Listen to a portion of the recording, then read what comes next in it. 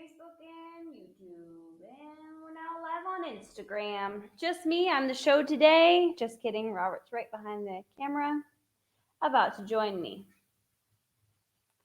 How is everyone's Wednesday going? You gotta speak into the mic. I Sheesh. forget. All right. Instagram can hear me, but What's sorry, up, y'all? YouTube and Facebook, I always forget my mic. We're live on YouTube and Facebook and Instagram. How's everybody doing on this fine Wednesday? I thought we would kind of start off the discussion a little bit of 2022. We just actually got done recording a podcast yesterday about lots of different things. 2021 recap, 2022 plans. So I don't really want to hash that out too much because you have to just stay tuned for the podcast coming out. Lots of exciting things in that Monday episode. But we will say that we're very excited about 2022. 2021 was a doozy. Doozy of a year. It's still a doozy of a year. It was. It still is. It is deciding to really rock itself out here at the end. Yeah, we've had lots of things going on this last little bit. But we're just taking it one day at a time. Anyways, we thought we'd jump on here. Do we have any other questions? We don't have any questions. Do we have anything we want to talk about? We just said 2022. Does anybody else have any cool 2022 plans? Talk about the new year. Are we gonna do anything for the new year? I don't know. I was thinking about trying to plan something, but I don't think Robert can stay awake that long. Yeah, probably not. My bedtime is like 8:00, so New Year's. I'm sure they do like fireworks or we do have something. Some fireworks. We have fireworks. We do have some fireworks. We're gonna celebrate before midnight because we can't stay up that late. We're gonna do some fireworks at 7 p.m. and be in bed by 8. Probably. But it'll be good.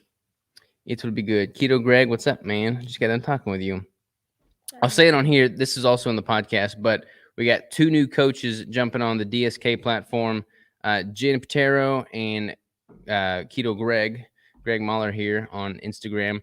I've worked with both of them. I'm still working both of them.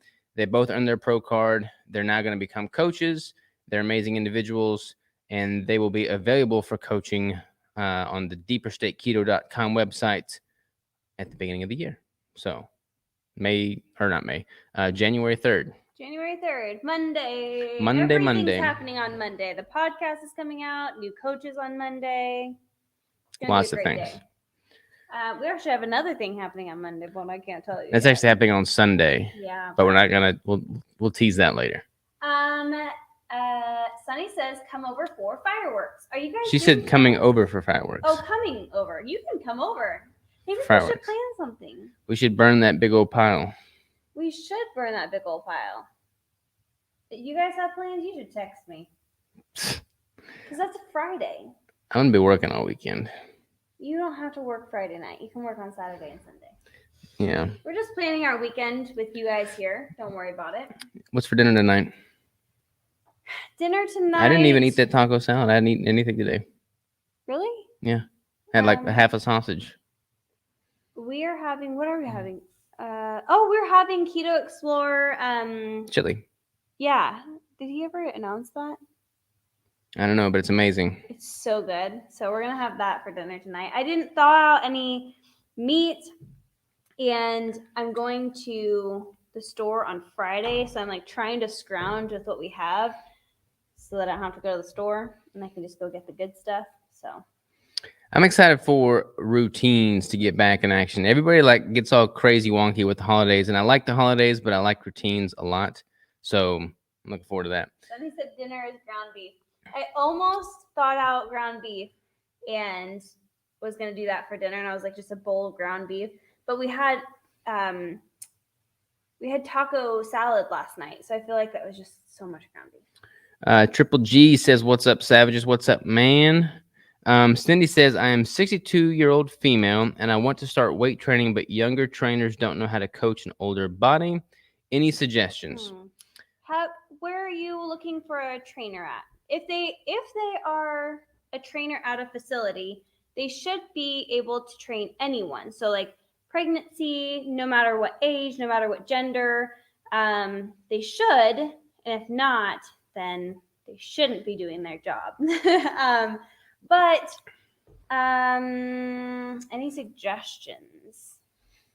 It is I would hard. say, familiarize yourself with resistance bands first. Like do all the Yeah. movements with resistance bands first. Or even the equipment, like Yeah, the the machines. machines. Yeah. But if you do resistance bands, that's not going to have like a heavy load on your spinal column. You're not going to have any kind of crazy, central nervous system, DOMS effect.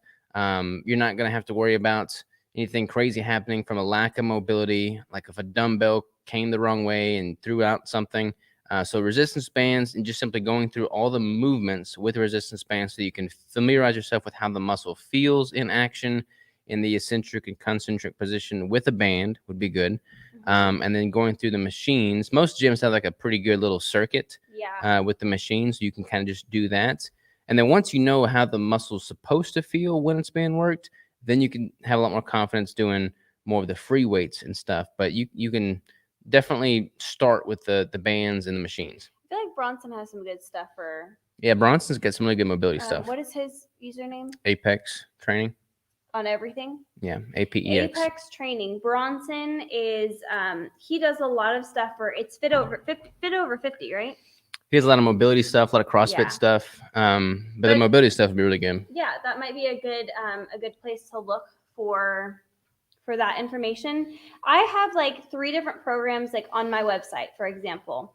And I made these programs to where you can change the weights and you can kind of adjust the movements for if you are a beginner or if you're intermediate or if you're advanced. You can increase the weights, you can increase the bands, you can do movements that are, I say do a push-up.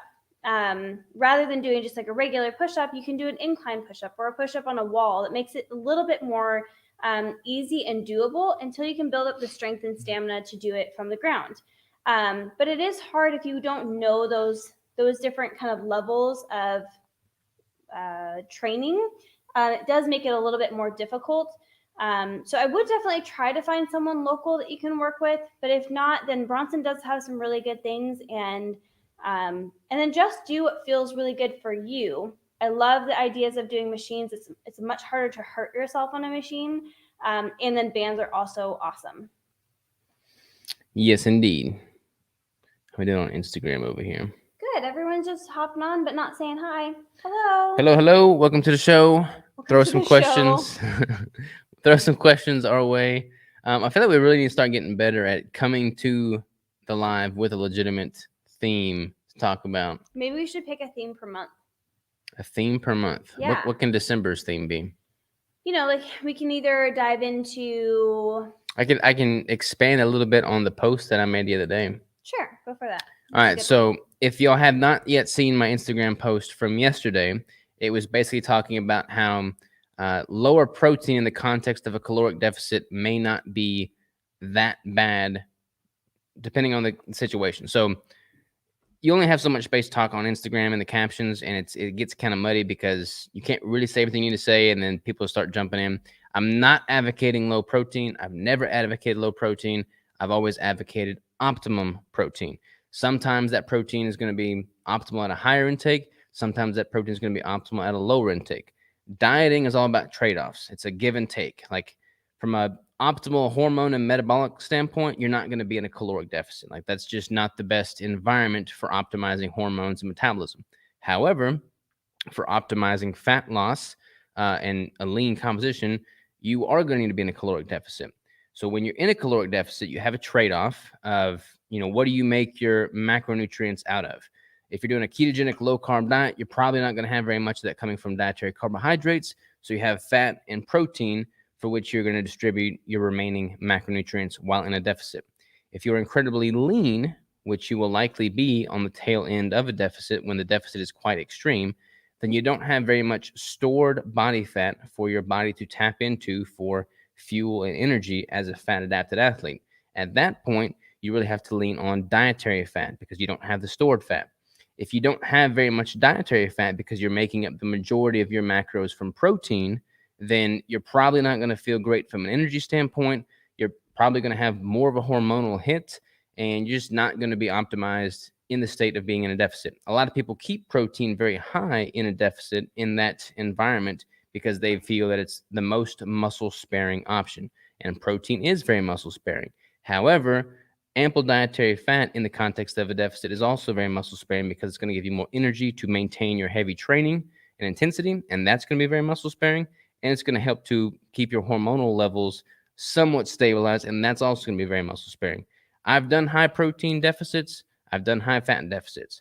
I've always lost more strength and muscle and felt more poorly with high protein deficits. That leads me to believe that in the context of a fat adapted athlete in the tail end of a competition prep or a fat loss phase when you're very lean, you're probably going to benefit more from a higher dietary fat percentage than you would from a higher dietary protein percentage. That's kind of that in a nutshell. Yeah. Again, not advocating for low protein. We're advocating for optimal protein for your individual body. I think that there's a very fine line that people like to pretend we're on the opposite side of, and I think they misunderstand. Misunderstand. I think we are misunderstood sometimes because we're high fat, but the high fat does not mean low protein. High fat just means higher fat. And depending on your body, that's what really matters. The ratio that you use really, really depends a lot on your individual body. And then also, a lot of people aren't eating as many calories as we're eating because we eat a lot more fat. If they're eating a lot more protein, they aren't getting in as many calories, and they're like, oh, well, I'm getting everything that my body needs because I'm getting optimal amount of protein. But could you potentially feel a little bit better had you increased your fat a little bit?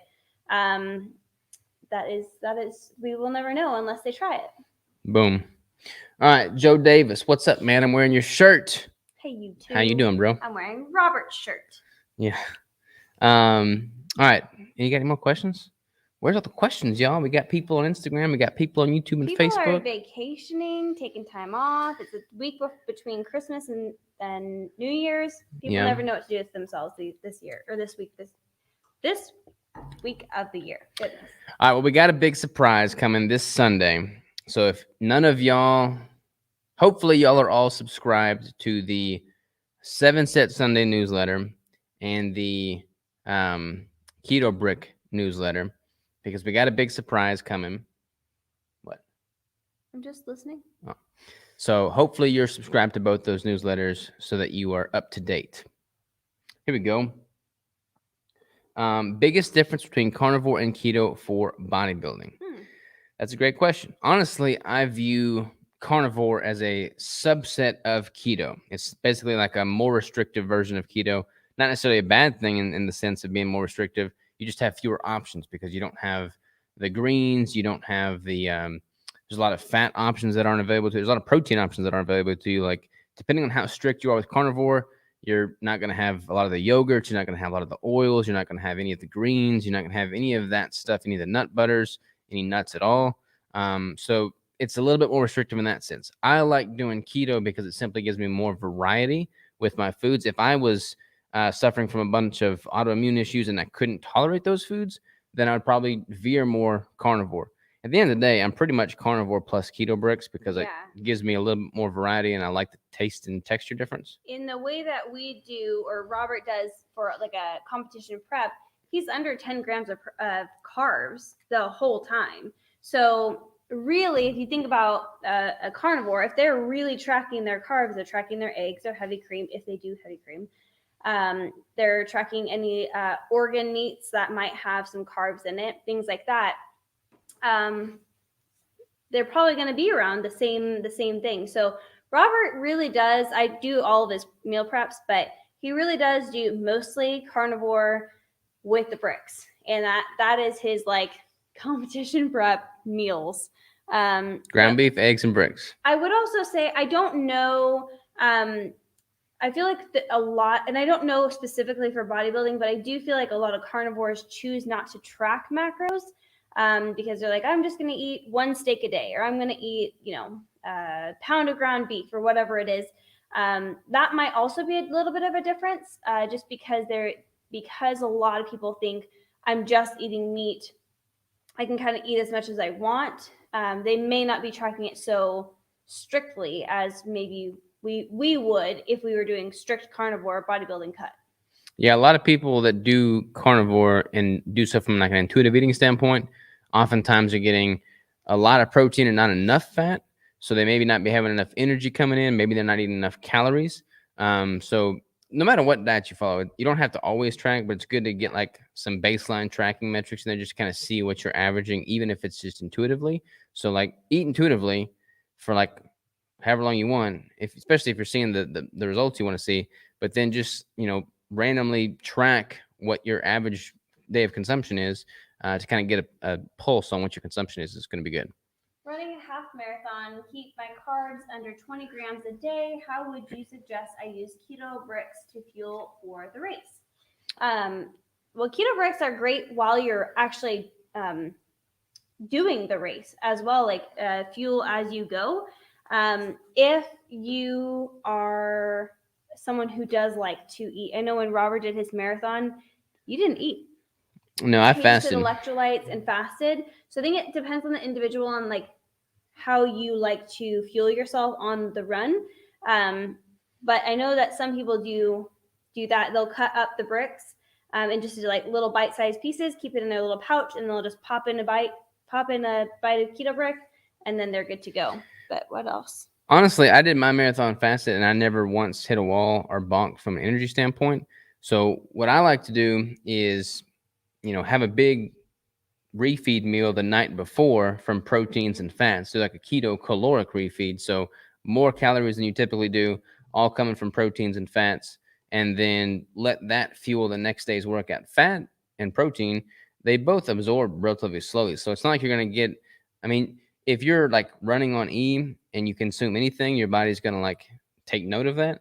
But it's not like fat's going to be instantly absorbed like sugar would be. So you can absolutely use the brick, intra run, but you're probably gonna get the most bang for your buck if you have a bolus of food beforehand, like the night beforehand, and then let that fuel the next day's activities. However, when I did my bodybuilding competition, I was having the keto bricks to like fill out a little bit before I stepped on stage. I'd say like an hour or two before I stepped on stage. Is that right?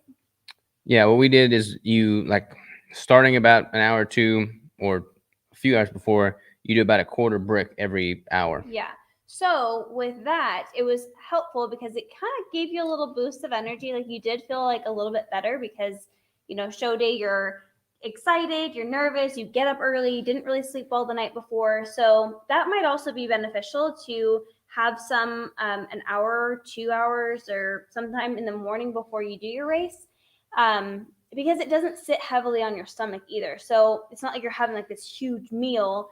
That was kind of like the sole purpose of why it was created, is because it doesn't make you bloated and big. So when we step on stage as a bodybuilder, you're not going to feel heavy. You're not going to feel bloated. You're not going to feel, filled out in the gut, but you're going to feel filled out in your muscles.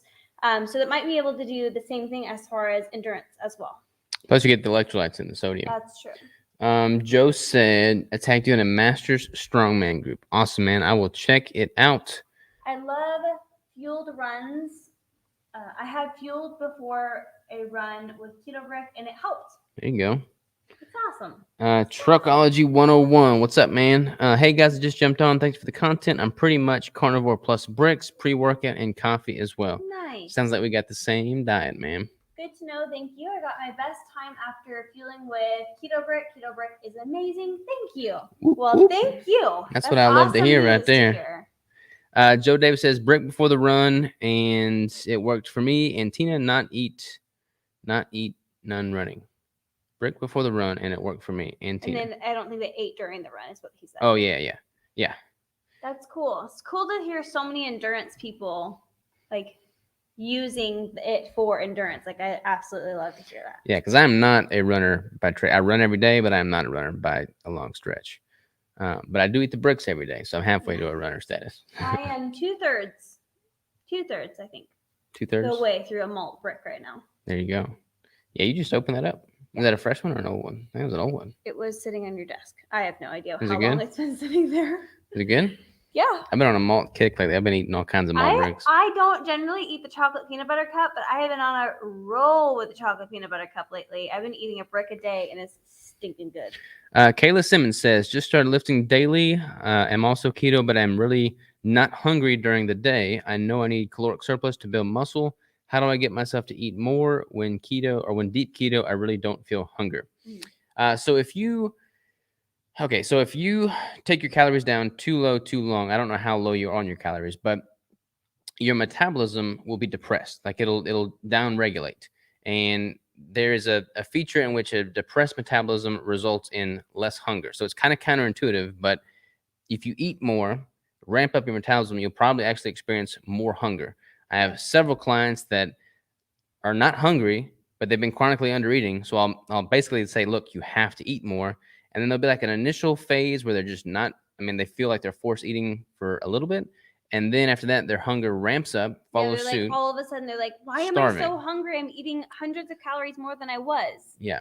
So try and get like calories in that are not so much volume, which is great with, fat sources. Just to get the calories in, make sure you're getting enough protein in, obviously, but make sure you're just getting enough calories in overall. That should have a corresponding effect on your overall hunger and metabolic rate. Also, another good kind of plan of action is to plan to eat your meals around the same time. So if you want to like fast throughout, maybe the morning or something and have your first meal at 11 or 12, then kind of always eat around that same time. And then again in the evening, you can get in plenty of calories and proteins and fats and things like that in 2 meals a day.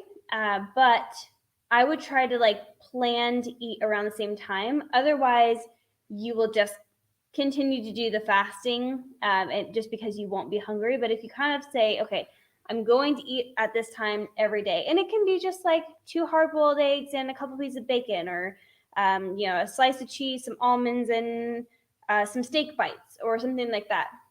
It doesn't have to be intense or intricate or anything like that. Just something you can grab and go, and something that's not super heavy and filling, but will start to get your body used to eating around that time of the day.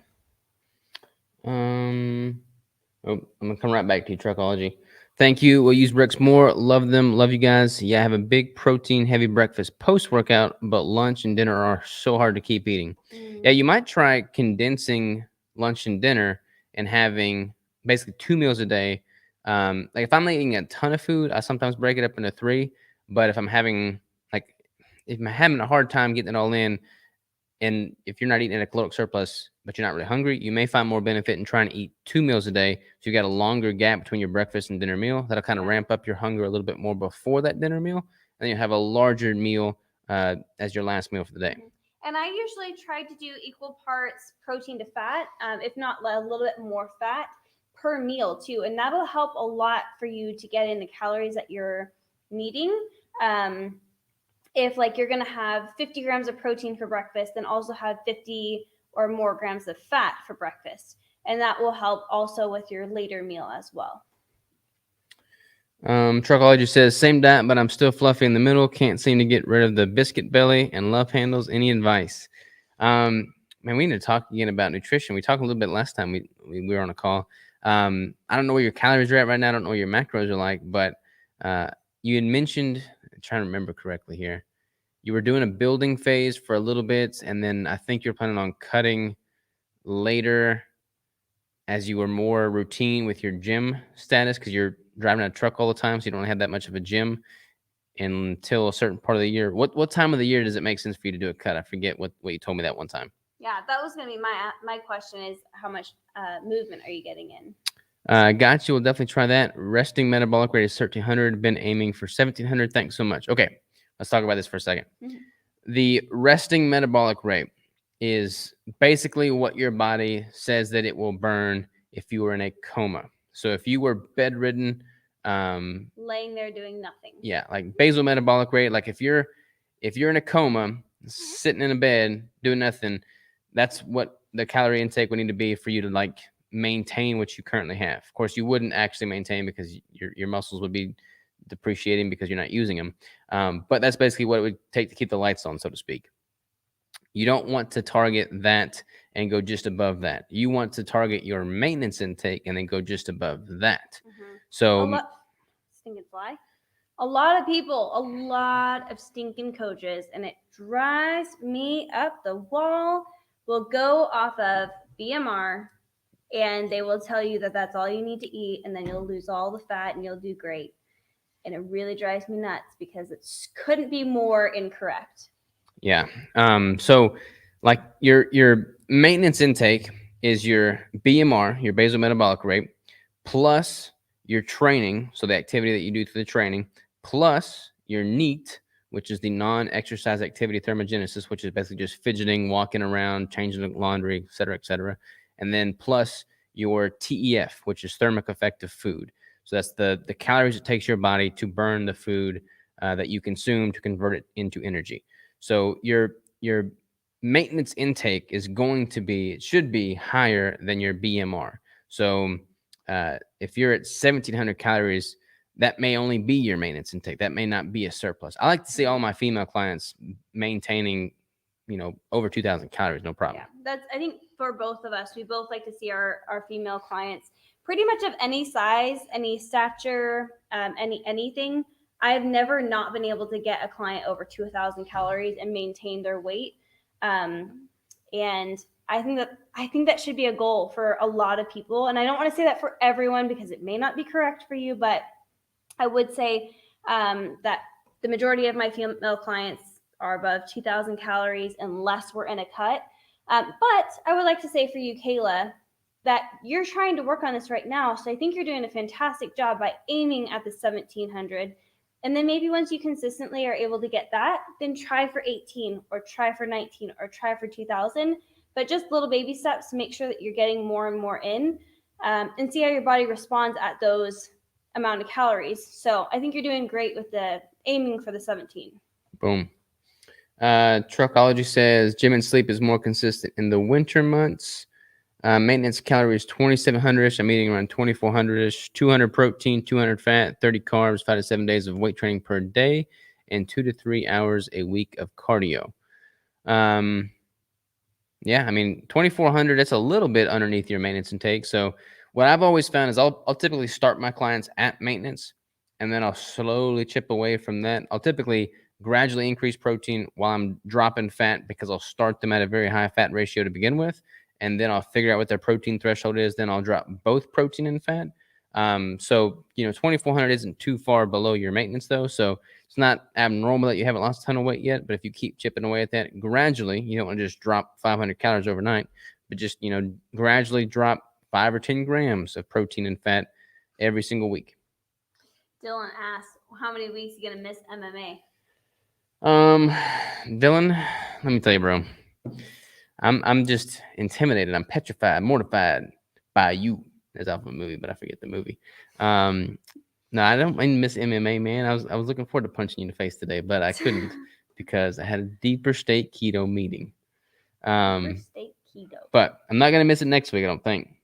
Someone else said happy holidays. Happy holidays to all of you. Happy holidays. Happy holidays. All right, y'all. We're gonna call it a day with we got one more. Let me just skip this. All right. Kevin, don't be scared. Don't be scared. Word to the wise, stick with spinach and green beans. Do not touch Brussels sprouts. LOL. I love Brussels sprouts. So don't even tell me that. Yeah, I love Brussels sprouts. I love Brussels sprouts with bacon. If you cook the bacon in just like little pieces and then it like gets all the bacon grease and then you put Brussels sprouts in there. But I can also see what you're saying. If you eat too many, they can be a little dangerous. Truckology says he bought a body fat scale and it says he's 24% body fat. Yes, I mean, those scales aren't super accurate, but at least you have like the metric it tells you, and then you can kind of just measure against that to make sure you're trending in the right direction, which is the main thing. Congrats to both of you on little Robert. Thank you. So let's say his name on here. We haven't said his name on here. Yeah, we will. Kayla says, will do. Can't wait to see progress. Happy New Year and blessings to you and your growing family. Well, thank you. You. Yes, the name. Wait, Dylan said. No, They said, "Congrats to both of you on little Robert." And then Dylan said, "What? $100? Kevin would beat you in sparring." Bring it on, Kev Boat. Happy New Year! Oh snap! All right, so the baby's name, we posted about it on Instagram and everything else over to YouTube. But the baby's name is Robert Rigel Sykes. My name is Robert Orion Sykes. Orion is the constellation, the hunter, from which I am named. Rigel is the brightest star in the constellation Orion. Thus, our son, Robert Rigel Sykes, is the brightest part of me. Yep. Boom. And we're going to call him Rigel. Yep. It's so cute. So cute. Will you call him Robert or Rigel? So cute and meaningful. Thanks. Yeah, we're going to call him Rigel. There's just too many Roberts in the family, and makes me feel weird to call him Robert and then my little one Robert. So we're going to call him Rigel. How about an online baby shower for those who'd like to send you something? Well, that's real sweet. We're actually not having a baby shower in general. Yeah. We're the worst. Yeah. It's yeah. This is a weird year because people don't specifically want to get together.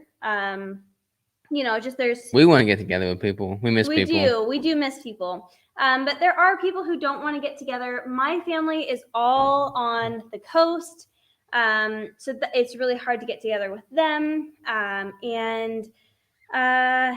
It's just, we just decided not to do anything. An online thing would be kind of fun, but I also, I don't know, would hate to have someone have to throw something like that together for us. So yeah, we appreciate all the love and the support and all the things.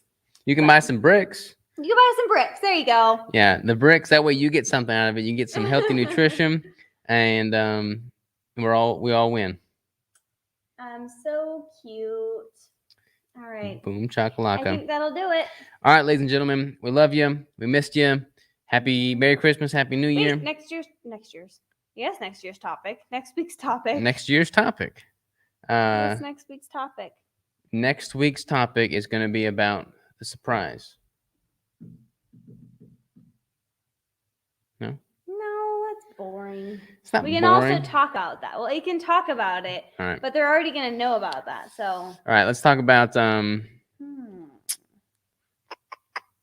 don't know. Well, we could do the topic for next week. We could. I think I could probably bring people on. We could talk about like top 5 people that we would recommend you follow.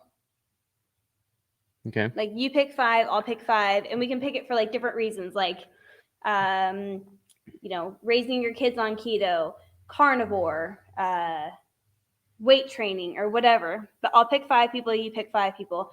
We'll talk about our top 10 people all together, top 10 people that we would suggest y'all follow. Love the baby name. Many blessings to your small family. Congrats. Have a great new year. Thanks, brother. Thank you. Let's talk about frequency of cardio. That's a good topic, too. That's a good one, too, yeah. We can talk about that. All right, y'all. We love you. Take care. Toodaloo. Happy New Year. Hope you're rounding out 2021 with all kinds of momentum and going in 22 strong. Love you. Take care. Ta-ta for now.